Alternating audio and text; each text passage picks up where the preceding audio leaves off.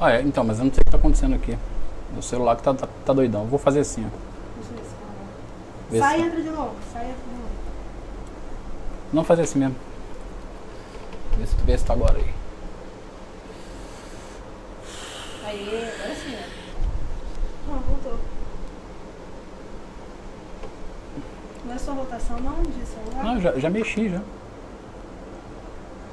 Graça e paz, pessoal. Tô tentando resolver que meu celular aqui, não sei o que ele tá me trollando hoje. Deixa eu ver aqui o que a gente... Aí, agora ficou. Aí. Meu celular tava me trollando hoje aqui. Ele mudou sozinho a orientação e não quis voltar. Vamos lá então, graça e paz.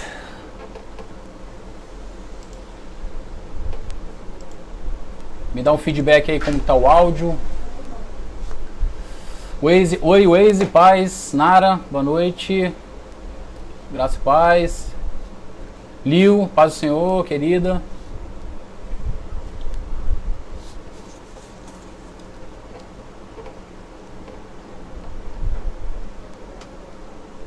Meu querido amigo Juliano acabou de entrar. Vamos lá. Aproveita então nesses minutos iniciais aí para compartilhar. Hoje vamos ter aí a segunda aula sobre batalha espiritual. Vamos dar continuidade aí, né, a esse tema. Brunella, graça e paz, Brunella. Juliano falou que tá ruim, mas tá bom. Então tá bom, então. Se tá ruim, mas tá bom, tá bom. Pastor Claucione, paz, querido. Edna, boa noite para todos, não só para Edna, para todo mundo que tá chegando aí. Aproveita e mete o dedo aí no compartilhar, compartilha aí pra galera da sua timeline aí do Face poder participar desse tema tão importante que é batalha espiritual. Oportunidade única. Essa semana eu estava inclusive conversando com o pastor Cláudio, né? Modéstia à parte, a nossa igreja está de parabéns, porque a gente está tendo programação todo dia, né? Então a galera não tem por que reclamar. Todo dia a gente tem conteúdo aí na internet, tem oportunidade aí de ser ministrado pela palavra de Deus, tem devocional rolando. Depois no final eu vou falar sobre a agenda aqui, ok? Mas é isso. Marcele, direto da Itália. Dudu, meu intercessor. Pastor Cláudio entrou, ó. Rubão, meu querido amigo Rubens. Boa noite, Rubens. Boa noite, Jussara, minha amiga. É isso aí, galera. Vamos entrando e vamos compartilhando para mais pessoas terem acesso a esse material aí, ok?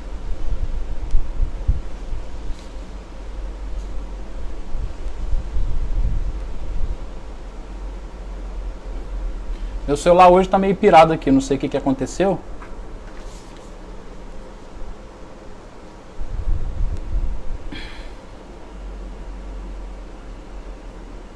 Pois é, o celular... Tô tentando descobrir o que aconteceu aqui. Aí, agora voltou. Vamos lá. Vou mexer mais não, porque o negócio aqui tá meio sinistro hoje. Vamos lá, galera.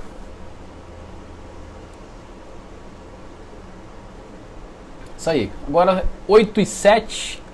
Então vamos dar início, queridos. Vamos orar primeiro para que Deus fale aos nossos corações, para que o Espírito Santo de Deus seja o nosso orientador. Amém? Que Ele venha falar ao coração de cada um. Senhor Deus, amado Pai, eu quero te agradecer em primeiro lugar por esse dia, te agradecer, Senhor Deus, pelo dom da vida, pela oportunidade de estarmos aqui, Senhor Deus, finalizando mais um dia, e por essa oportunidade de poder agora aprender mais de Ti, né, ter contato com a Tua Palavra, ter comunhão, Senhor Deus, com alguns queridos irmãos aqui, mesmo que seja uma comunhão virtual, mas estamos aqui unidos no mesmo propósito, Pai, de crescer em sabedoria, crescer, Senhor Deus, naquilo que o Senhor tem para falar a cada vida e a cada coração. Peço que o Teu Espírito Santo venha nos dar entendimento e discernimento, Deus, e que possamos, Senhor Deus, após essa live, Senhor Deus, ter aprendido mais coisas e que o Senhor nos ensine também a colocar cada um desses conceitos, né, em prática na nossa vida diária, que o Senhor venha nos capacitar. Em nome de Jesus, amém. Então vamos lá, queridos. Bom, na semana passada a gente deu a introdução, falamos aí, foi a primeira aula sobre batalha espiritual, certo? E a gente falou sobre batalha espiritual, se é um mito, né, se realmente existe, ou se é algo que é verdadeiro, uma realidade, né, que faz parte do dia a dia do povo crente, do povo cristão, do povo de Deus, né?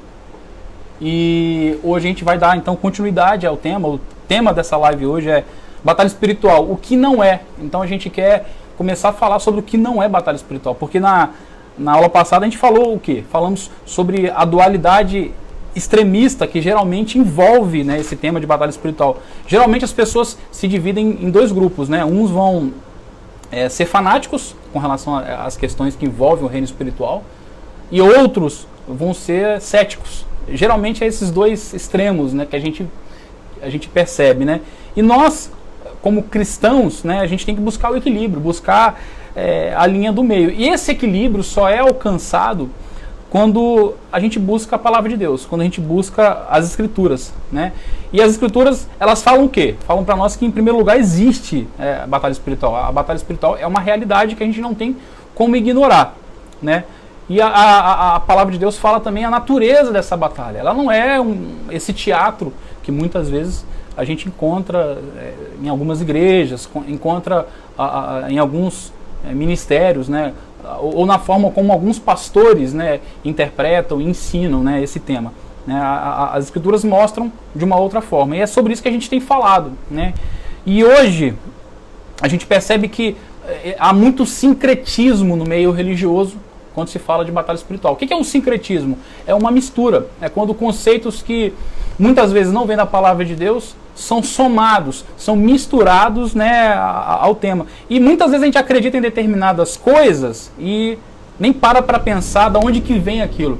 Essa semana ainda eu estava conversando com a minha filha, né, com a Pamela, a gente estava almoçando e conversando sobre esse tema, né, eu tenho estudado bastante sobre isso, até por causa das aulas. E a gente estava falando assim, eu estava lembrando do passado, de alguns anos, alguns conceitos que eu mesmo tinha sobre batalha espiritual. Eu falei, rapaz, eu acreditava em tanta coisa que hoje eu fico até com vergonha, dá vergonha de mim mesmo, como eu acreditava naquelas coisas, né? E quando você começa a estudar um pouco mais da Bíblia, um pouco mais da palavra, você começa a perceber, poxa, quanta coisa eu acreditava e que está errado, segundo a palavra, né? Então, é importante isso, né? E hoje, então, a gente vai dar exatamente continuidade, né, nesse tema aí. E eu quero fazer aqui alguns apontamentos, né, sobre o que não é batalha espiritual. Né? Porque na aula passada a gente falou sobre o que é. Né? A batalha espiritual é uma realidade que é espiritual, que a gente vai encontrar na Bíblia. Né? Mas tem muito mais conceitos errados sendo ensinados que é importante a gente pontuar, é importante a gente falar de algumas coisas.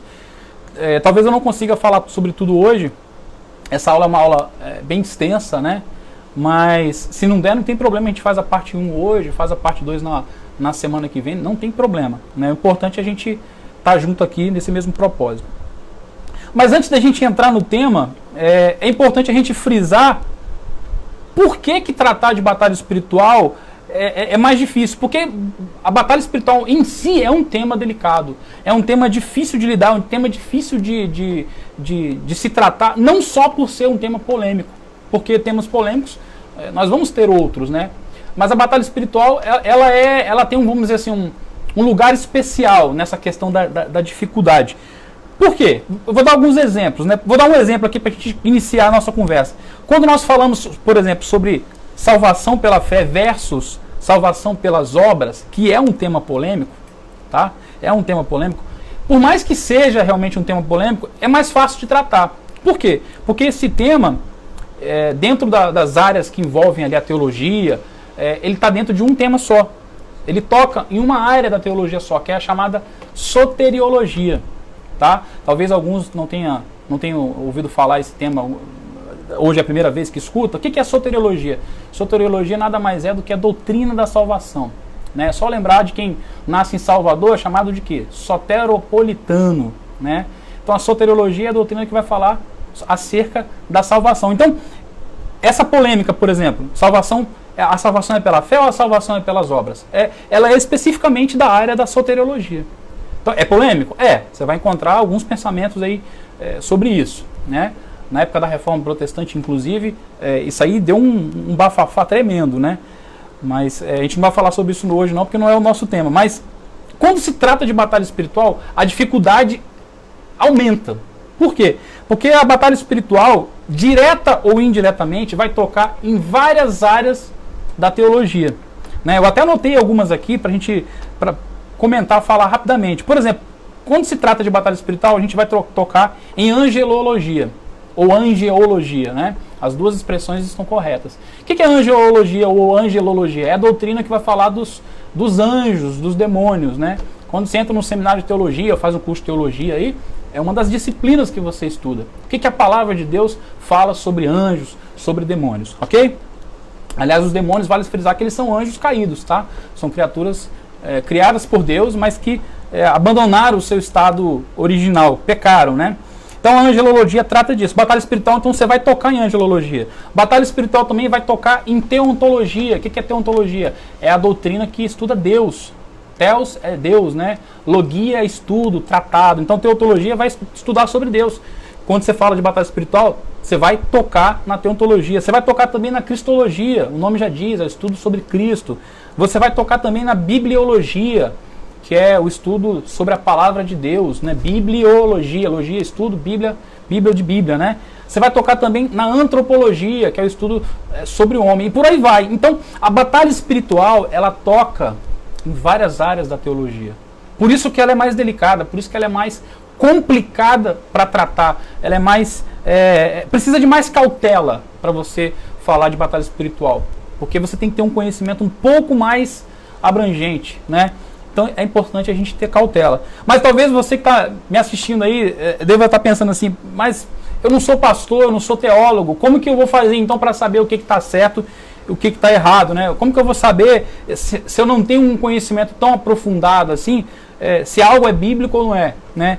Aí existem aqui 4 princípios que eu quero já começar a passar para vocês, que vão nos ajudar, que vão nos dar um norte, né? Sobre como a gente pode começar a proceder toda vez que a gente ouvir sobre algum tema relacionado ou algum assunto relacionado à batalha espiritual. Esses 4 princípios funcionam exatamente como um ponto de partida. Você pode usar eles, aliás, não só para batalha espiritual, você pode usar ele para qualquer tema que você tiver contato, né? O primeiro princípio é a suficiência das Escrituras. Eu quero ler um texto com vocês, deixa eu só abrir o arquivo aqui, que eu já deixei os textos salvos aqui. Eu vou ler alguns textos aqui com vocês, então eu já deixei separado aqui para facilitar a leitura. Quem quiser anotar depois para conferir, fica à vontade. Mas Oséias, desculpa, vamos ler aqui Salmos 19 primeiro, Salmo 19:7. Salmo 19:7 diz assim: a lei do Senhor é perfeita e revigora a alma.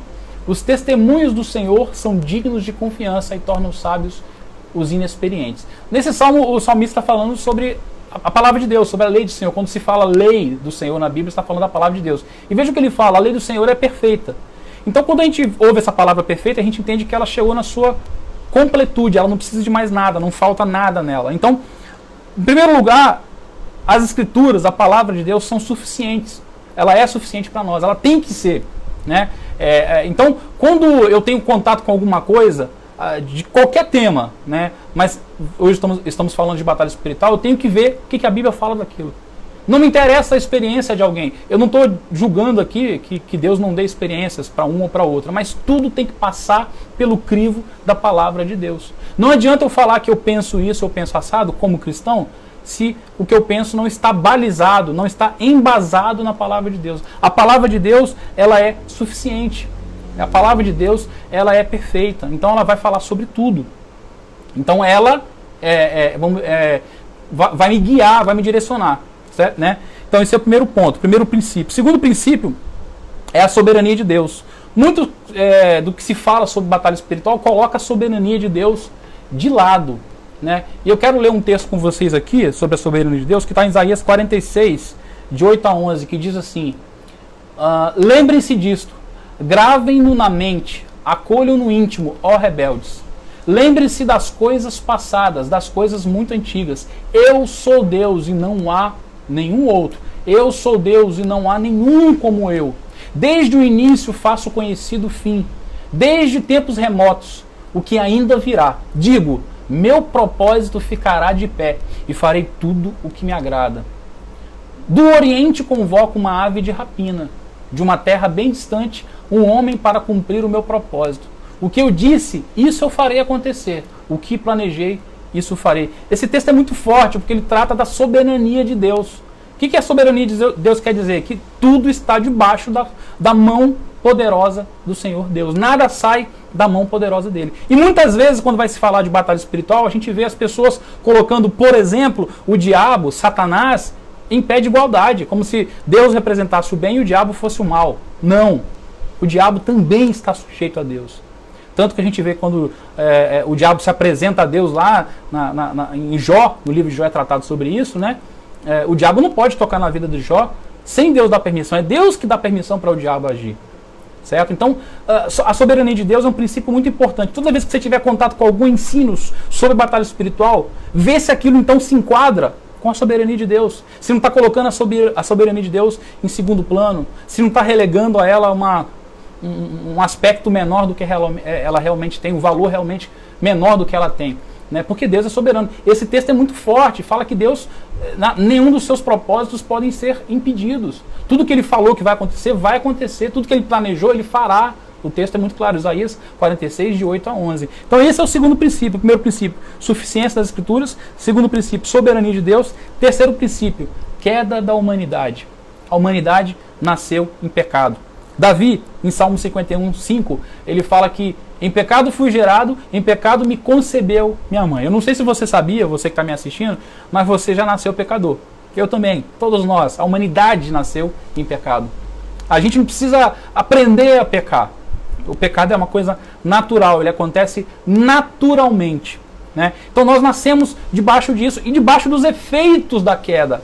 A queda provocou vários efeitos, não só no homem, mas em toda a natureza. Então nós vamos ter contato com isso o tempo todo. Então a gente não pode esquecer isso. Né? Dessa forma, existem coisas que são consequências do pecado original, do pecado de Adão, e que nos atinge até hoje. Então a gente tem que lembrar disso também quando vai tratar de algum tema. É um princípio importante, né? Que a queda da humanidade afetou a humanidade por completo. E o último princípio é a suficiência da obra de Cristo. Né? E aqui eu quero ler um texto muito importante que está em Colossenses capítulo 2, do verso 13 ao verso 15. Esse texto é muito forte. Esse texto fala o seguinte: quando vocês estavam mortos em pecados e na incircuncisão da sua carne, Deus os vivificou juntamente com Cristo. Ele nos perdoou todas as transgressões e cancelou a escrita de dívida que consistia em ordenanças e que nos era contrária. Ele a removeu pregando-a na cruz e, tendo despojado os poderes e as autoridades, fez deles um espetáculo público, triunfando sobre eles na cruz. Esse texto é tremendo. O que Paulo está falando aos Colossenses aqui? Que a obra de Cristo ela é suficiente, que a obra de Cristo é poderosa, que a obra de Cristo, por exemplo, ela nos vivificou, ela perdoou as nossas transgressões, ela cancelou a escrita de dívida, ou o escrito de dívida está em algumas traduções, que era contra nós. Paulo fala que esse escrito de dívida foi cravado na cruz, não tem mais efeito. Né? E fala que Cristo despojou os poderes e as autoridades malignas, fez deles um espetáculo, triunfou sobre eles na cruz. Então a obra de Cristo não vai conquistar algo para nós, ela já conquistou, ela já fez, ela é uma obra que é completa. Né? Então, tudo que, tem até uma canção que fala, né, tudo que Jesus conquistou na cruz é direito nosso, é nossa herança. Né? Então quando nós somos filhos, nós temos direito a essa herança que Cristo conquistou para nós. A música, por exemplo, não fala tudo que Jesus conquistará na cruz. Já é algo que aconteceu, já está no presente. Então isso é muito importante, a gente ter em mente esses 4 princípios. Quais são os princípios? Eu vou repetir para vocês gravarem. Suficiência das Escrituras, tudo eu tenho que levar para a palavra de Deus, para ver se a palavra fala aquilo. Soberania de Deus, eu tenho que ver se aquilo não bate de frente, não é contrário a um Deus soberano, ao Deus que a Bíblia fala, ao Deus como a Bíblia fala. Eu tenho que lembrar que o pecado afetou a humanidade, né, de forma total, né? E eu tenho que lembrar que a obra de Cristo é suficiente. Né? Que ele conquistou, ele nos vivificou, ele nos perdoou, né? Tudo através da obra de Cristo. E ele também despojou os principados, as potestades, né? E todo o poder maligno. E se cada um desses princípios for bem compreendido e for colocado à frente ao lidar com esses temas, as coisas vão ficar muito mais fáceis. O que eu quero dizer com compreendido e colocado à frente? Se estiver bem entendido na nossa mente o que cada princípio desse quer dizer, o que significa isso, e se toda vez que eu tiver contato não só com temas relacionados à batalha espiritual, mas qualquer outro tema, as coisas vão ficar mais fáceis, né? Mas para isso eu tenho que conhecer a palavra de Deus. Para isso eu tenho que estudar as Escrituras. Para isso eu tenho que pegar esse livro e ler ele todo dia. Para isso eu tenho que ter, sabe, um momento ali com Deus de estudar, e eu tenho que praticar a leitura da palavra, eu tenho que realmente me alimentar dela a cada dia, né? Oséias, eu ia ler no começo, eu acabei esquecendo, Oséias 4,6 fala assim: o meu povo está sendo destruído, pois lhe falta o conhecimento. Nós somos destruídos, nós caímos, nós enfraquecemos, nós ficamos à mercê do inimigo por culpa nossa, porque Deus nos deu todas as ferramentas, tudo que a gente precisa através da palavra, através de uma vida de oração, mas a gente não busca essas coisas, né? Então é importante a gente ter isso em mente. E eu quero também contar um pouquinho da história, como que as coisas chegaram até como estão hoje em dia, quando se fala de batalha espiritual, né? Eu falei no começo que são tantas crenças, tantas crendices, tantas formas de pensar que não tem nada a ver com a palavra de Deus, que a gente fica se perguntando de onde vem isso, né? Às vezes é uma pergunta que surge. Eu gosto muito dessa parte da história, de procurar saber como começou. E muitos dos conceitos de batalha espiritual, muitas das crenças que hoje nós encontramos sendo ensinadas aí nos púlpitos das igrejas, hoje em dia, são advindos do movimento neopentecostal, né? O que é um movimento neopentecostal? Neo quer dizer novo. Pentecostal são as igrejas chamadas avivadas, né? O pentecostalismo clássico, ou movimento pentecostal clássico, é um movimento aí que, por exemplo, tem uma das igrejas mais conhecidas, mais famosas, que é a Assembleia de Deus. Esse movimento começou no início do século, né? E o neopentecostalismo é um desdobramento do movimento pentecostal, ou seja, o movimento pentecostal, de certa forma, gerou o movimento neopentecostal. Só que o neopentecostalismo, palavrinha meio enjoadinha, né? Às vezes dá até uma travada na língua, ele não só abandonou muito das doutrinas do pentecostalismo clássico, como também inseriu muita doutrina nova, muito dogma novo, né?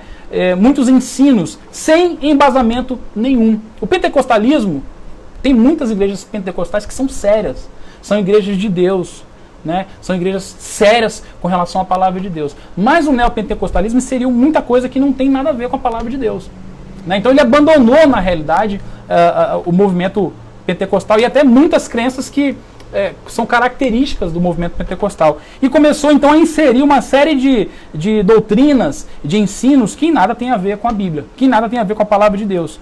E esses ensinos, muitos deles são baseados em experiências pessoais. O cara tem uma experiência e ele transforma aquilo em doutrina. Acontece alguma coisa e ele transforma aquilo em doutrina. Veja bem, eu não estou aqui negando que uma pessoa possa ter algum tipo de experiência espiritual, mas a gente tem que tomar cuidado, a gente não pode transformar uma experiência pessoal em doutrina, né?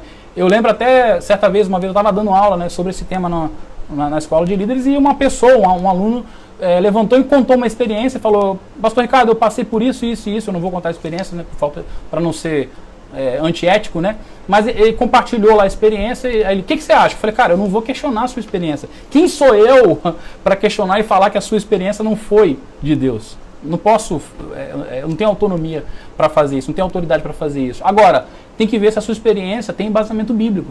Tem que ver se a sua experiência está de acordo com a palavra de Deus, né? Eu não posso pegar a sua experiência e transformar numa doutrina, falar que as coisas são assim só porque aconteceu com você teve um sonho, teve uma visão ou algo assim. Eu tenho que levar isso para a palavra de Deus. Está afinado com a palavra de Deus? Beleza, né? E esse movimento, o neopentecostalismo, ele é muito baseado em experiências pessoais. E em muitos casos, em revelações diretas. Ou seja, revelações que a pessoa tem direto. Deus fala com ela, Deus me disse, esse que te digo, né? São aquelas profetadas. E tem um grande enfoque no sobrenatural. Enfoca demais no sobrenatural. Tudo é o sobrenatural, né? Isso acabou despertando, né, uma preocupação muito grande em várias igrejas, em várias denominações, em vários líderes, em vários pastores. Tanto que muito material começou a ser publicado falando sobre esse tema. Muito material começou a ser preparado, pregações, estudos, cursos, tanto de denominações históricas, a gente poderia colocar dentro das denominações históricas aí as batistas, as presbiterianas, quanto de denominações pentecostais. Né? Dentro dessas denominações pentecostais, eu quero citar aqui um exemplo claro, que é a CPAD, que é a Casa Publicadora das Assembleias de Deus, que publicou no ano de 2019 esse material aqui, ó.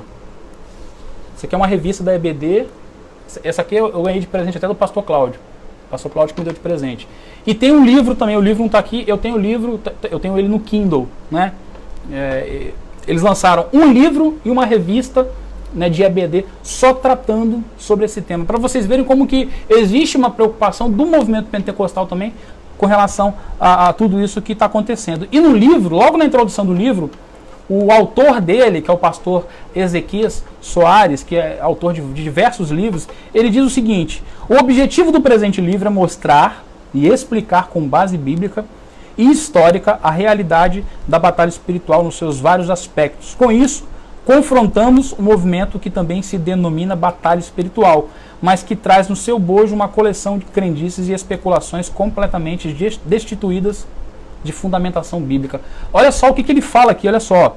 Com isso confrontamos o movimento que também se denomina batalha espiritual. Ou seja, a intenção da revista, a intenção do livro é confrontar e bater de frente mesmo com esse movimento que se denomina batalha espiritual, mas olha o que ele fala, traz no seu bojo, traz junto consigo, né, uma coleção de crendices e especulações completamente destituídas de fundamentação bíblica.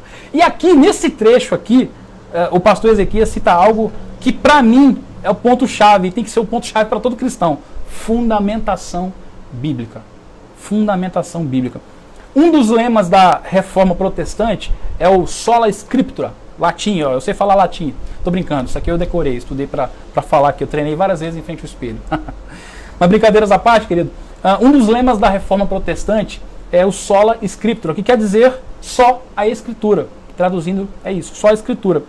E o que é o sola escritura? Sola escritura é o princípio de que a Bíblia deve ser a nossa única regra de fé e de prática. O crente não tem outra regra de fé e de prática. A Bíblia é a única. A Bíblia é a única. Né? Por isso que se desenvolveu esse princípio do sola scriptura, ou só a Escritura. Por isso nós temos que ser como os crentes de Bereia. O que é os crentes de Bereia? Bereia era uma cidade, né, que quando o apóstolo Paulo ia pregar nessa cidade, Lucas descreve em Atos, eu vou ler o texto para vocês daqui a pouquinho, Lucas descreve que eles consultavam a Bíblia o tempo todo. Paulo falava, eles abriam a Bíblia para ver se aquilo era como Paulo estava falando. Olha o que Lucas fala em Atos 17:11.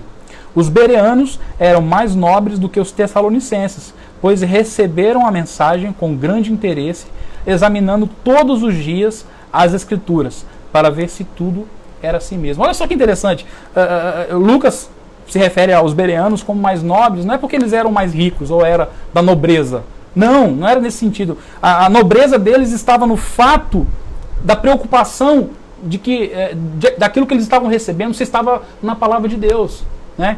Então eles confirmavam tudo para ver se era aquilo mesmo. Então nós temos que ser assim.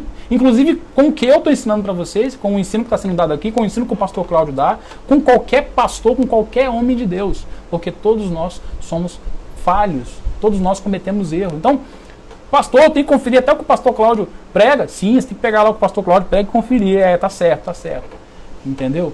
O pastor Claucione, o pastor Eduardo, qualquer pastor, qualquer homem de Deus, a gente tem que ser como os bereanos. Trazer tudo para a palavra de Deus. Né? Consultar, ver se é assim mesmo, ver se está de acordo com a Bíblia, se não está. Né? E é o que nós vamos começar a fazer a partir de agora. Agora é 8h32, né? Então provavelmente a gente não vai conseguir abordar todos os conceitos, porque são muitos, né? Mas a gente faz o que der, hoje termina, se for o caso, na aula que vem.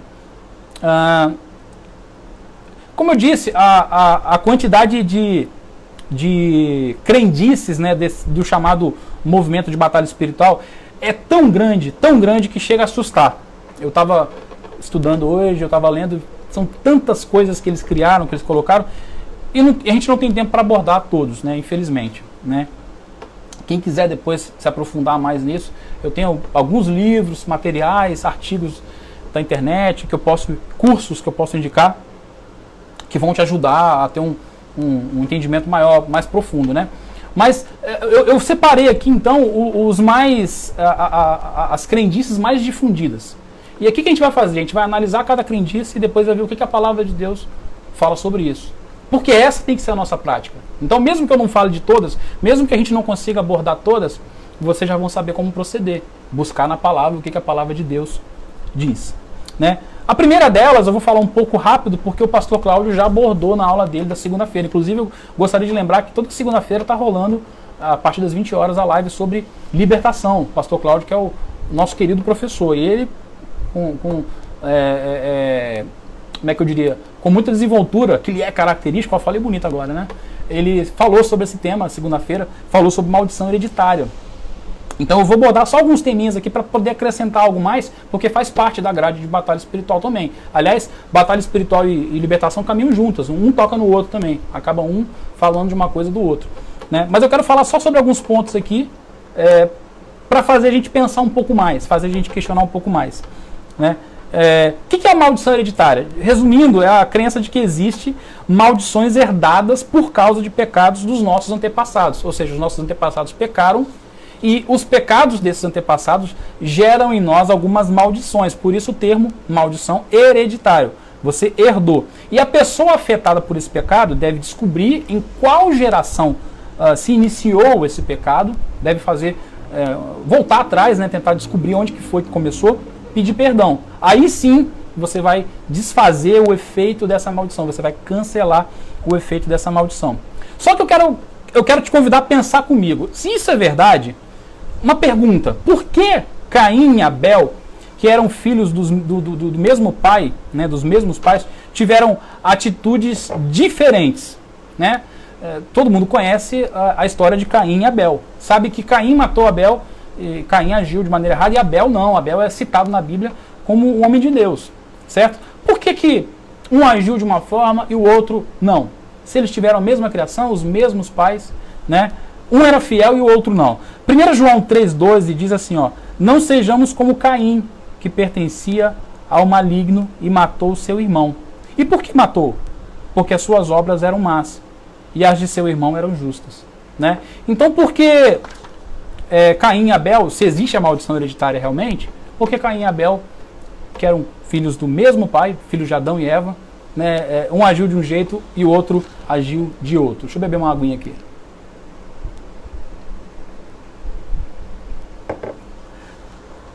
Continuando aqui, o que dizer então sobre Esaú e Jacó? A história de Esaú e Jacó também é muito conhecida no Encontro com Deus, a gente fala muito sobre eles, né?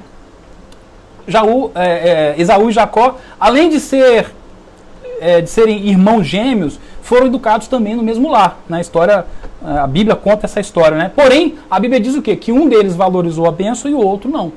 Olha o que a palavra de Deus em Hebreus diz sobre eles, ó: não haja nenhum imoral ou profano como Esaú, que por uma única refeição vendeu os seus direitos de herança como filho mais velho.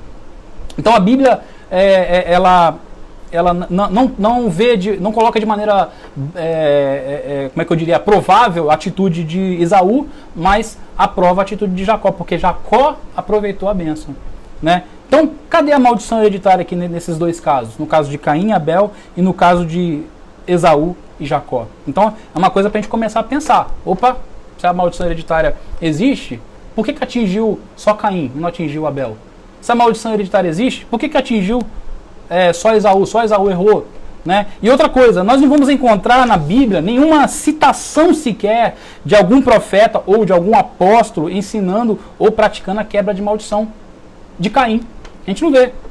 Tem que pegar e cancelar a maldição hereditária de Caim para as gerações depois, posteriores, não passarem pelo que eles, por maldições, né, por causa do pecado de Caim.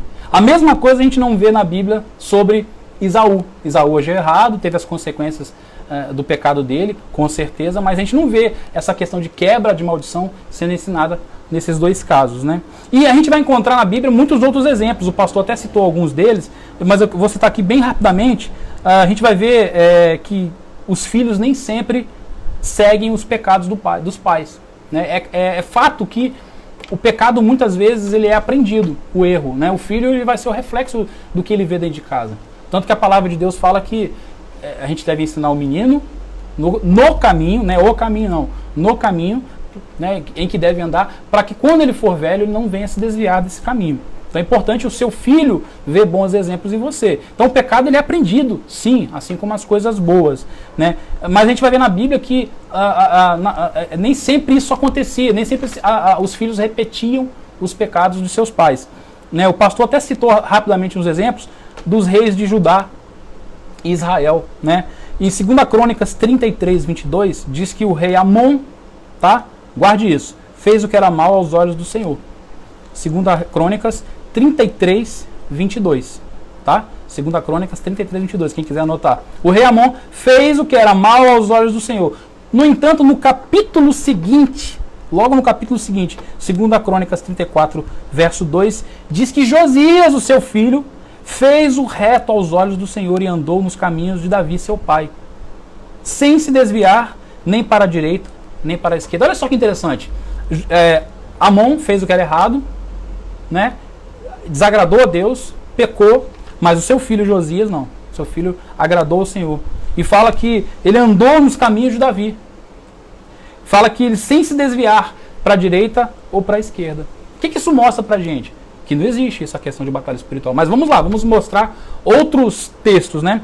Os defensores da batalha espiritual, desse modelo que não é saudável, eles vão tirar textos fora do contexto para tentar justificar, né, de forma bíblica o que eles estão propondo. Né? Eles vão pegar, por exemplo, um texto que é clássico, que é muito usado, o pastor citou na aula passada, que é de Êxodo 20, do verso 4 ao verso 6, que fala que o Senhor iria visitar a iniquidade dos filhos, né, até a 3ª e 4ª geração daqueles que praticavam a idolatria. Só que algumas coisas a gente tem que ponderar aqui, algumas coisas a gente tem que pensar sobre esse texto. Mas antes, eu quero ler esse texto para a gente poder ter um contexto melhor aqui. Ó. Êxodo 20, tá? Vamos ler do verso 1 ao verso 6. Êxodo capítulo 20, verso 1 ao verso 6. Diz assim: E Deus falou todas essas palavras: Eu sou o Senhor, o teu Deus, que te tirou do Egito, da terra da escravidão. Não terás outros deuses além de mim.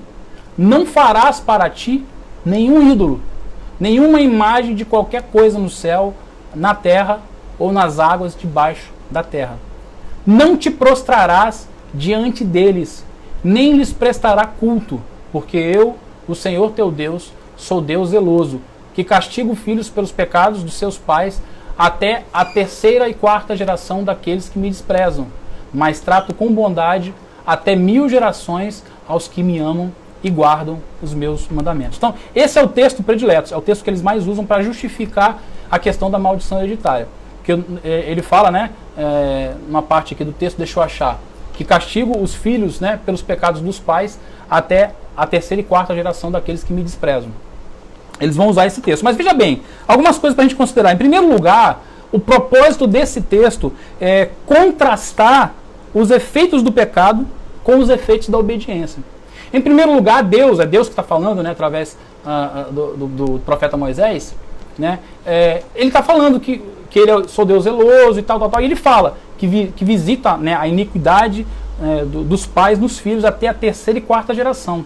Mas depois ele finaliza no verso 7, se eu não me engano, ele fala: mas trato com bondade até 1000 gerações aos que me amam e guardam os meus mandamentos. Então a ideia básica do texto aqui é contrastar a questão da maldição com a bênção. Seguir ao Senhor é muito melhor, porque se a maldição, entre aspas, alcança até a 3ª e 4ª geração, a bênção alcança até 1000 gerações daqueles que amam e guardam o Senhor. Então o primeiro ponto que a gente tem que frisar é esse. Né? A maldição vai até a 3ª e 4ª geração, que é o máximo que uma pessoa consegue viver e pegar. Né? Você consegue viver, se você viver muito, você pega até 4 gerações. Passou disso, não dá mais. Agora veja bem, a bênção de Deus é para 1000 gerações. Se você vive bem, vive de acordo com a palavra de Deus, obedece aos mandamentos do Senhor, a bênção é para 1000 gerações. O texto está falando disso. Então, o primeiro ponto é que o texto quer contrastar o efeito do pecado e o efeito da obediência. O primeiro ponto é esse. O segundo ponto é que o castigo era para gerações que continuassem a aborrecer o Senhor, tá? Porque ele fala, sou Deus zeloso que castiga os filhos pelos pecados dos pais até a terceira e quarta geração daqueles que me desprezam, né? Mas trato, algumas versões que falam que Deus se aborrece, né? Mas trato com bondade até 1000 gerações. É daqueles que vão continuar cometendo o pecado. Mas que pecado? É o pecado da idolatria. Esse texto está falando de idolatria. O texto começa logo no verso 1 falando, eu sou Deus. E Deus falou todas essas palavras. Eu, o Senhor Deus, teu Deus que te tirou do Egito, da terra da escravidão. Não terás outros deuses diante de mim. Não farás para ti nenhum ídolo, nenhuma imagem de qualquer coisa no céu, na terra ou nas águas debaixo da terra. Não te prostrarás diante deles, nem lhe prestarás culto, porque eu, o Senhor, teu Deus, sou Deus zeloso. Entendeu? Então, sim, o texto está falando de idolatria.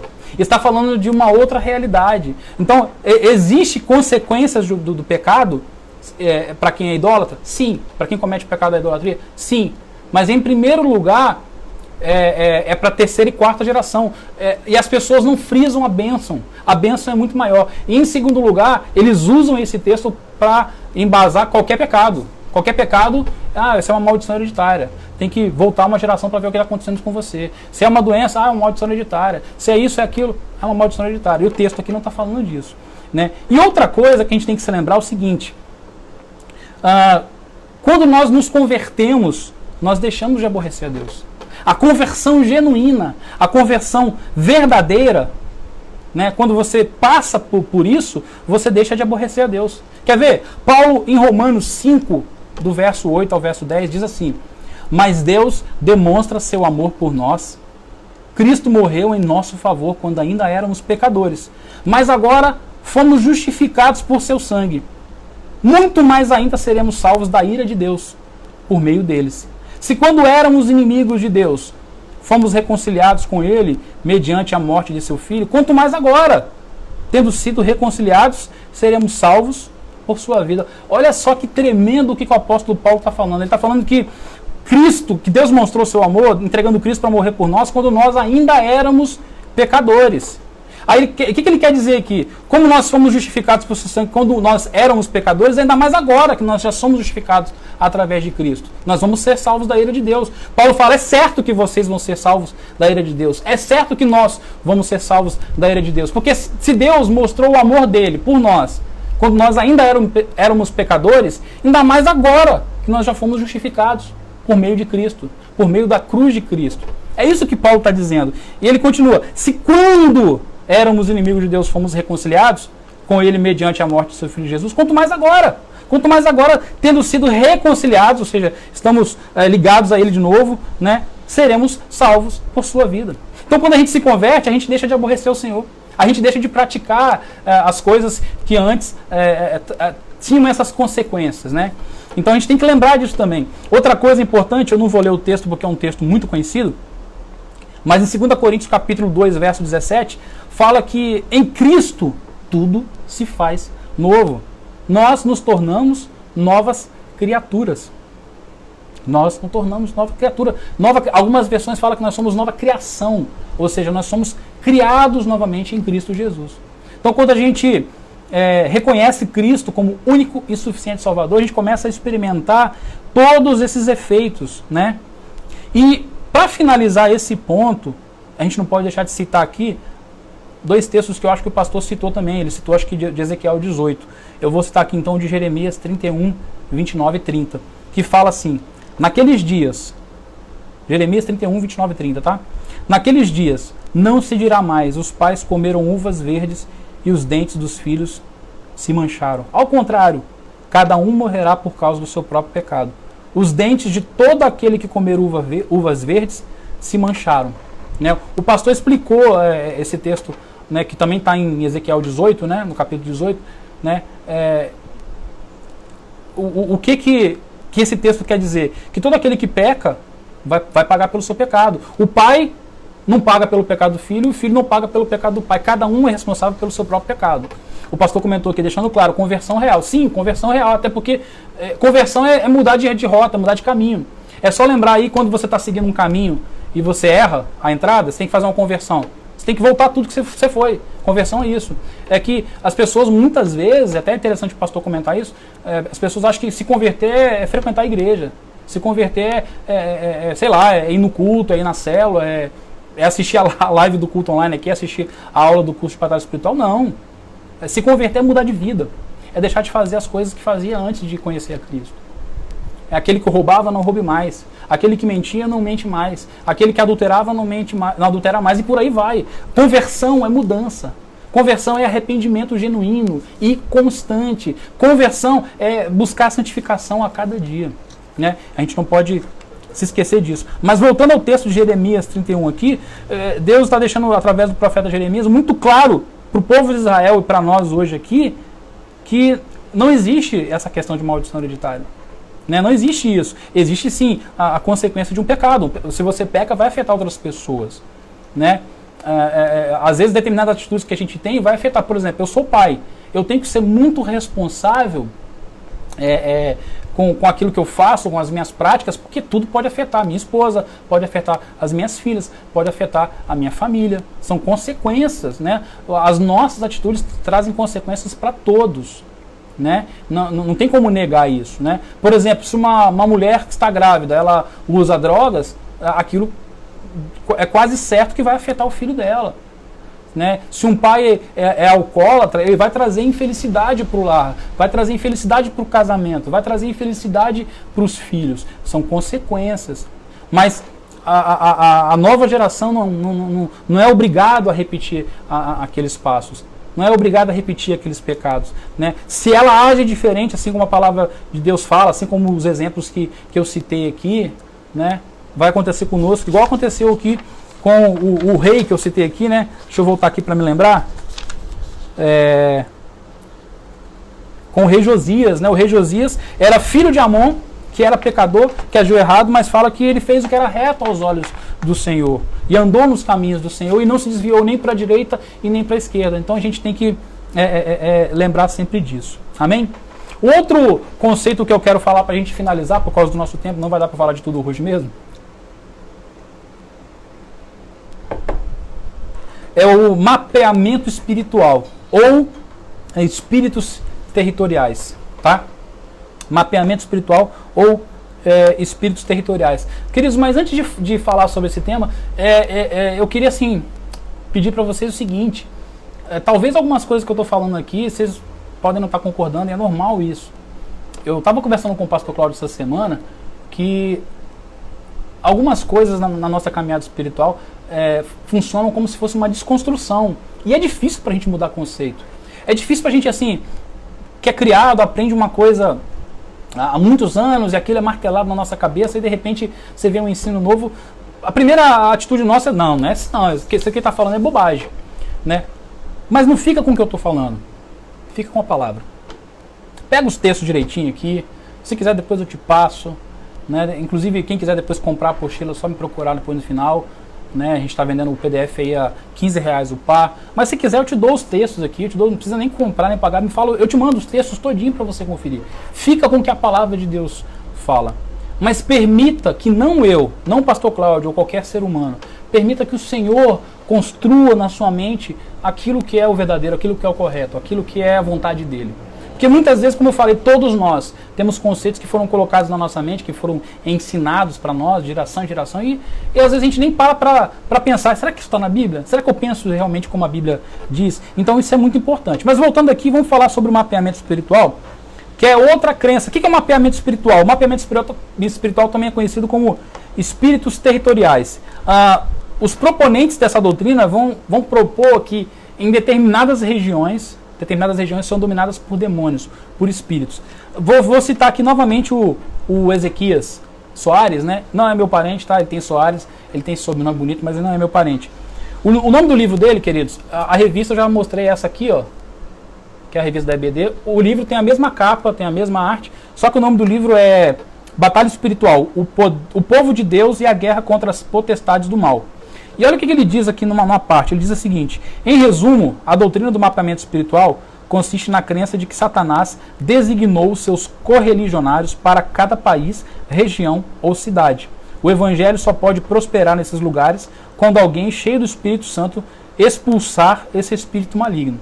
Né? Então, explicando aqui em miúdos, o que ele quer dizer? Ele diz que quem acredita nessa doutrina, quem prega essa doutrina, e são alguns que fazem isso, eles dizem que determinadas regiões têm demônios e você só consegue, por exemplo, evangelizar aquele local se alguém for lá fazer uma guerra espiritual e expulsar os demônios, as potestades daquele local, para que consiga se pregar o evangelho. Né? E com a intenção de fundamentar biblicamente, eles vão tentar buscar um texto para basear, para dar credibilidade no que eles estão falando. Eles vão usar um texto fora de contexto. E entenda sempre o seguinte, um texto fora de contexto é pretexto para heresia. Você pode fundamentar qualquer besteira, qualquer bobagem com a Bíblia, desde que você pegue o texto fora do contexto, o texto isolado. Tá? Então a gente tem que tomar cuidado com isso. Então eles fazem isso, eles pegam um texto fora de contexto.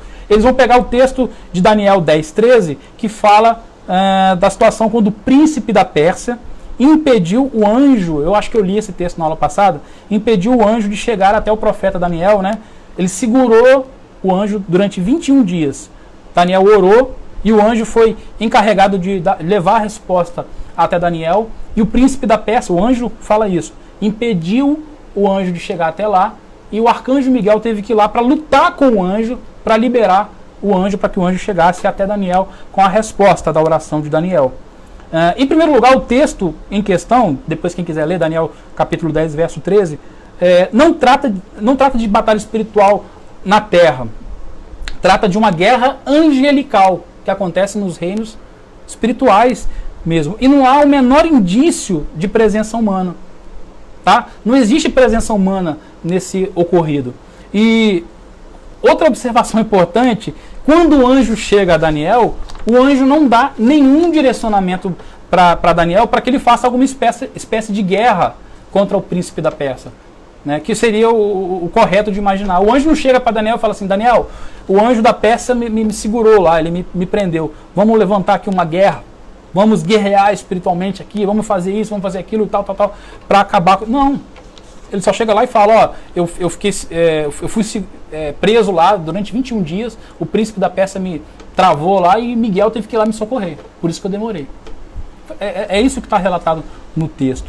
Então a gente tem que ter isso em mente. Ali era uma guerra angelical, não havia a presença humana naquele momento.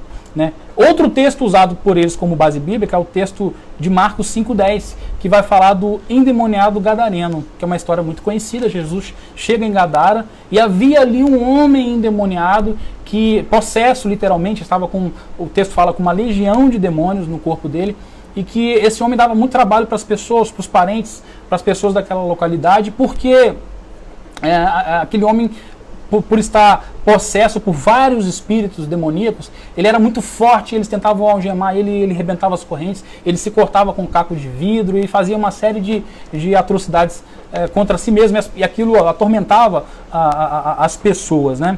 E eles usam esse texto porque quando Jesus chega perto desse homem e vai expulsar aquele demônio, o demônio pede para que Jesus não mande embora daquela província. Ele fala, não nos mande embora daquela província. Isso está no texto de Marcos, capítulo 5, verso 10. Né? Só que eles usam esse texto para embasar. Aí, realmente, quando a gente lê só esse texto, fica parecendo que os caras têm razão. Só que quando você vai lá para Lucas, que é um evangelho também sinótico, que trata de algumas coisas, traz algumas narrativas que está em Marcos e que está em Mateus também, Lucas vai responder essa questão para nós aí. Ele vai esclarecer essa questão para nós. O que acontece? Lucas vai dizer que os demônios pediram para não ser mandados para o abismo, dando a entender que Jesus tinha mandado aqueles demônios para o abismo. O que é o abismo? O inferno. Então eles pedem, não nos mande para o abismo agora, né? Porque o diabo sabe que a batalha já está vencida, que o tempo deles aqui está contado, que o relógio está contando de forma decrescente. O tempo deles está acabando. Então, lá eles já sabiam disso, já sabiam que a batalha estava perdida. Né? Então, tanto que eles falam para Jesus, por que vieste nos importunar antes da hora? Né? Não nos mande para o abismo. Aí Jesus manda eles entrar numa manada de porcos, né? E aqueles porcos se jogam do precipício e se matam ali. Né? Então, eles usam esse texto para embasar. Mas o texto é claro, quando a gente lê o Evangelho de Lucas, no capítulo 8, versos de 26 a 33, a gente vai ver que não está tratando aqui de espíritos territoriais. Não tem embasamento para isso. Em um artigo da Comissão Permanente de Doutrina da Igreja Presbiteriana do Brasil, né, o pastor Augusto Nicodemos, que é um homem de Deus que eu gosto muito de ouvi-lo falar, ele faz uma citação do Peter Wagner. Quem que é o Peter Wagner? Talvez alguns conheçam o Peter Wagner. Peter Wagner é um dos grandes expoentes, né, tido como uma autoridade aí, do movimento de batalha espiritual. Ele tem muitos livros, tinha, né, que ele faleceu já. Ele tinha muitos livros lançados sobre esse assunto, ministrava o mundo inteiro falando sobre batalha espiritual. Olha o que o Nicodemos fala sobre esse artigo. Quem quiser depois, eu mando o link desse artigo para você ler. Está em inglês, mas dá para você traduzir. Você vai lá no Google Translate, clica que ele traduz tudo para você e traduz legal. Tá ficando legal o Google Translate. Aí dá para você ver um monte de bobagem que o cara fala. Mas o Nicodemos cita algumas. Ele fala aqui, ó. Um exemplo é o artigo seminal de Peter Wagner sobre os espíritos territoriais e missões mundiais, publicado em 1989. Neste artigo, Wagner admite que seu conhecimento sobre espíritos territoriais baseia-se principalmente na sabedoria popular sobre o assunto. Primeiro ponto, o cara escreve um livro falando sobre batalha espiritual e fala que o ensinamento dele sobre espíritos territoriais se baseia, em primeiro lugar, em sabedoria popular. Sabe o que é sabedoria popular? Crendice popular. Aquilo que todo mundo fala, e aí ele acreditava que aquilo ali era verdade. Continuando, mas não para por aí. Ele tenta um cálculo do número de demônios que existem baseado nas informações de um ex-pai de santo na Nigéria, a quem Satanás teria designado autoridade sobre um determinado número de demônios, que por sua vez tinham um determinado número de demônios, que por sua vez tinham controle sobre outro número, e por aí vai.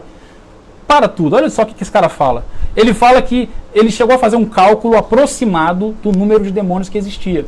Por quê? Porque ele conversou com um ex-pai de santo da Nigéria, e esse pai de santo disse para ele que Satanás tinha designado ele como autoridade sobre aquela região, que tinha não sei quantos demônios, que tinha não sei quantos demônios, tinha uma hierarquia, né, de demônios.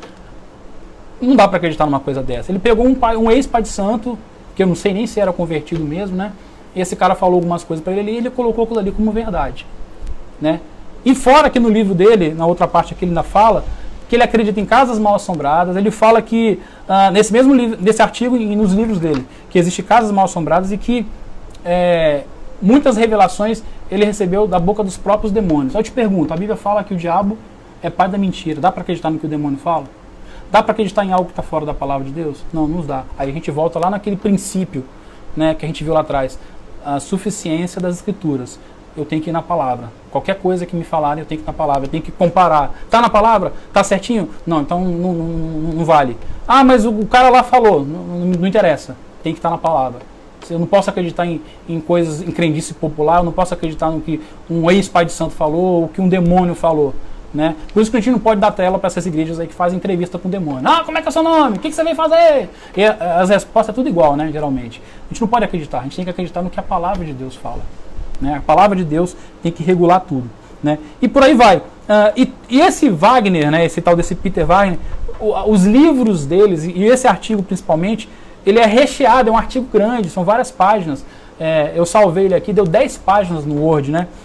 E ele cita um monte de coisa que não tem fundamentação bíblica nenhuma, que você lê parece que é mentira, parece que o cara está contando uma piada de mau gosto, né? E ele não faz citações bíblicas quase, ele conta histórias, ele conta experiências pessoais, de ex-pai de santo que ele entrevistou, de entrevista com o demônio que ele fez, ele conta histórias de missões que ele fez e que ele ficou sabendo da cultura do povo, enfim, ele transforma tudo aquilo ali numa doutrina, né? E isso está completamente errado, né? E curiosamente, queridos, a gente não vai ver também na Bíblia nenhuma citação que mostre os apóstolos ensinando ou fazendo algum tipo de guerra espirituais. Por exemplo, Paulo, o apóstolo Paulo, olha só. O apóstolo Paulo foi o maior missionário. É o maior missionário da Bíblia. A maior parte das cartas do Novo Testamento foi Paulo que escreveu. Paulo plantou um monte de igreja. Paulo pregou, evangelizou. Paulo era apóstolo. E ele preparava líderes. Ele teve discípulos como Timóteo, como Tito, e por aí vai. Você não vê em nenhuma carta do apóstolo Paulo, o apóstolo Paulo direcionando aos discípulos dele ou às igrejas a fazer guerra espiritual, a fazer mapeamento espiritual, a olhar lá e você quer evangelizar um lugar, você quer plantar uma igreja lá, então você tem que fazer uma guerra espiritual, você tem que expulsar. Não tem isso. E quando você analisa as cartas, tem cartas, por exemplo, as cartas que Paulo escreveu a Timóteo, são cartas riquíssimas de recomendações, são cartas de ensino, ele dando altas dicas para Timóteo, como Timóteo deveria proceder como pastor. Ele fala um monte de coisa, ensina um monte de coisa. Timóteo faz isso. Ele dá vários ensinamentos para Timóteo acerca da administração eclesiástica, como tratar as pessoas, como tratar determinados pecados. Tudo. Paulo ensina tudo para Timóteo, para Tito, para outras igrejas, mas Timóteo principalmente, né? E não fala disso. Não fala de batalha espiritual nesse sentido aqui. Não vai falar de espíritos territoriais. Não vai falar que você tem que ir para... Timóteo, para você conquistar um lugar, você tem que batalhar espiritualmente, tem que jogar óleo ungido. Não tem isso, queridos. Não tem. Né? Então a gente vê que alguma coisa está errada. Né? Mais uma vez, vou voltar aqui. Tem que estar na palavra. A Escritura é tudo para nós cristãos. Ela é a nossa regra de fé e de prática. E para finalizar, eu quero repetir o que o texto de Oséias 4,6 nos diz. O que ele nos diz? Que o povo de Deus perece porque falta conhecimento. A gente tem perecido, a gente tem patinado. O que é patinar? É ficar ali sem sair do lugar, não é? Quando a gente está patinando, não é assim? A gente tem patinado na nossa vida espiritual muitas vezes porque a gente não conhece a palavra de Deus. E a gente fica sendo levado por qualquer vento de doutrina. Qualquer coisa que vem e fala com a gente aceita e vai e faz. E a nossa vida para, entendeu? Então a gente não pode deixar esse tipo de coisa acontecer. Tá mudo aí? Voltou? Aqui tá beleza. Aqui não... Voltou? Tá? Se voltou, todo mundo fala aí, dá um okzinho aí. Fazer igual o pastor, dá um amém. Eu não consigo fazer igual o pastor não, de ficar acompanhando os recados, porque eu sou dislexo, né, queridos? Não sei se vocês sabem. Então, se eu ficar acompanhando os recados, eu piro a cabeça aqui. O pastor que fica acompanhando, lendo. Né? Boa noite para todos, para quem chegou agora, quem já estava aí e me mandou um abraço, uma boa noite. Mas, queridos, é isso. Eu queria finalizar, então, orando e te incentivando a buscar mais a palavra de Deus. A buscar mais as Escrituras. Vou falar de novo o que eu falei lá atrás. Não fica com o que eu estou falando, não. Não fica com o que o pastor Cláudio está falando, não. Pega a palavra de Deus, ó. Tá aqui, ó. É isso aqui que importa para nós, ó. Pega ela, lê todo dia. Estuda com calma. A minha tá aqui, ó. Ela é toda riscada, toda anotada. Faz isso. Dedica tempo para isso. Separa um dia, quer dizer, separa um horário do seu dia, todos os dias, para você estudar a palavra de Deus. Para você refletir. Para você fazer o seu devocional, para você aprender mais a palavra de Deus. O meu povo perece porque lhe falta conhecimento. A gente não pode fazer parte desses dados. A gente tem que, pelo menos no que diz respeito a nós mesmos, mudar essa realidade. Eu não quero perecer por falta de conhecimento. Eu quero buscar a palavra de Deus. Eu quero saber o que a palavra de Deus diz. Eu não quero ser levado por qualquer vento de doutrina. Então eu quero te incentivar a fazer isso. Eu quero te incentivar a buscar cada vez mais. Ainda mais nesses tempos que a gente está vivendo. Né? Eu tenho visto na internet, por exemplo, tantas falas, textos sobre o momento que a gente está vivendo, gente falando que é batalha espiritual, que é demônio, que é isso, que tem que orar, que tem que jejuar, que tem que fazer... Gente, vamos estudar a palavra de Deus, vamos buscar o que a palavra de Deus fala. Então a gente tem que procurar fazer isso e seguir. Amém? Eu quero orar, agradecendo a Deus, e eu quero agradecer também que hoje é aniversário do Joaci, né? Não é isso? Hoje é aniversário do Joaci. Joaci, ó, parabéns para você, meu querido, parabéns online aqui, vou orar por você também e pedir que Deus continue falando, ministrando aos nossos corações sobre esse importante tema. Mas não sai daí não, que tem alguns recadinhos para dar para vocês, ok? Vamos orar? Pai, em primeiro lugar eu quero te agradecer, Deus, por essa palavra, por essa aula, por essa lição. Quero pedir que o Teu Espírito Santo nos dê entendimento, esclarecimento sobre tudo aquilo que foi falado, Deus. Que o Teu Espírito Santo venha nos ensinar. Que não seja aquilo que eu falei, mas o Teu poder, né, possa se manifestar na vida de cada um que está assistindo e dar todo o esclarecimento necessário, Pai. Ministra, Senhor Deus, a cada um de maneira particular e traz o entendimento necessário, né, sobre batalha espiritual, para que a gente não fique, Deus, sendo levado por todo o vento de doutrina, Pai. Nos dá maturidade, mas nos leva também a te buscar cada vez mais, através da palavra, através de uma vida de devocional, de uma vida de oração, né, a cada dia, Pai. Quero também aproveitar e agradecer pela vida do Joaci, pedir que o Senhor continue abençoando, Senhor Deus, em todos os aspectos, né, que o Senhor dê muitos e muitos anos de vida para ele, de saúde, Senhor Deus. Abençoe sua vida, seu casamento com a Clédita, sua vida profissional e sua vida espiritual também. Mais uma vez eu te agradeço por cada vida aqui presente, que o Senhor continue nos abençoando, nos mantendo firmes, né, nessas dificuldades que a gente tem passado, né, hoje, que é um problema que assola o mundo inteiro, Pai. Nos mantém firmes na Tua presença, né? Que assim como o Masterson falou na ministração dele pela manhã, nos mantenha cheio de Ti, porque quando a gente está cheio de Ti, Senhor Deus, as coisas não têm capacidade de nos atingir, né? E aqueles que estão longe, traz para perto de Ti, Pai, incomoda, traz para perto de Ti. Peço pelas nossas autoridades, que o Senhor abençoe, Senhor Deus, o nosso presidente, os senadores, governadores, prefeitos, toda a autoridade constituída, que o Senhor venha abençoar e que o Senhor venha dar sabedoria, Pai, independente de ideologia política, mas para que eles possam olhar para a população, para que eles possam olhar para as necessidades do povo e que as soluções possam começar a aparecer, Senhor Deus, o mais cedo possível, Senhor Deus, em nome de Jesus, Pai. Amém. Queridos, eu quero, antes de liberar vocês, dar alguns recados rapidaço. Em primeiro lugar, todo dia, a partir das 9h30, né, 9h30, né, da manhã, tá rolando um devocional, uma palavra. Hoje nós tivemos uma palavra abençoada com o Masterson. Então, não deixa de participar não, acorda aí. Eu sei que tem alguns que estão trabalhando, mas quem não está trabalhando e está em casa, faz uma forcinha, acorda um pouquinho mais cedo, nem é tão cedo assim, 9h30, né? Nesse horário eu já estou lendo, estudando de grande, né? Mas faz isso aí. E amanhã a nossa live vai ser com o Edervan, lá de Recreio. Menino abençoado, menino de Deus. Então não perde não. No sábado a gente vai ter amanhã, né? Amanhã, sábado de manhã, vai ser com o Edervan. E à noite a gente vai ter o culto com o pastor Claucione. Pregação com o nosso querido pastor lá de Santa Teresa. Tá ok? No domingo de manhã a gente vai ter 9 horas. Nossa ceia online. Olha que chique, nós vai ter a nossa ceia online aí com o pastor Cláudio. Pastor Cláudio que vai ministrar, né? Então você já deve preparar com antecedência os elementos aí pra gente fazer a ceia de uma maneira diferente, né? Mas o que importa é a gente estar unido no mesmo propósito. E à noite, no domingo à noite, a gente vai ter o culto aqui, a pregação com o pastor Eduardo, nosso querido pastor lá de Santa Maria de Jetibá. Ok? Outra coisa que eu queria colocar para os irmãos é o seguinte: aqueles que querem contribuir, podem contribuir com as primícias, né, os alimentos não perecíveis, que geralmente a gente usa para montar as cestas básicas para as famílias que têm necessidade, né? No dia 10/4, a próxima sexta-feira, nessa não, a outra, né? Próxima sexta-feira, de 14 às 16 horas, né, o pessoal da rede social vai estar lá para receber, o Rubens e a Rose. Eles vão estar lá para receber esse material. Okay? Então você já vai se programando, já vai se preparando aí para você ter esse material separadinho em mãos aí para poder levar na próxima sexta-feira, dia 10/4, a partir das 14 horas até as 16. Eles vão estar lá para receber esse material. Qualquer dúvida é só entrar em contato com a Rose, tá? Quem faz parte do grupo da igreja aí, no Zap lá, é só procurar a Rose lá, tira as dúvidas com ela lá. Ok, queridos?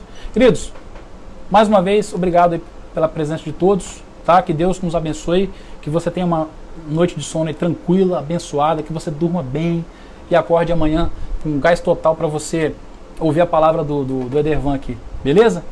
Aí eu vou fazer igual como costumo fazer, porque o pastor Cláudio tá copiando, né? Fui!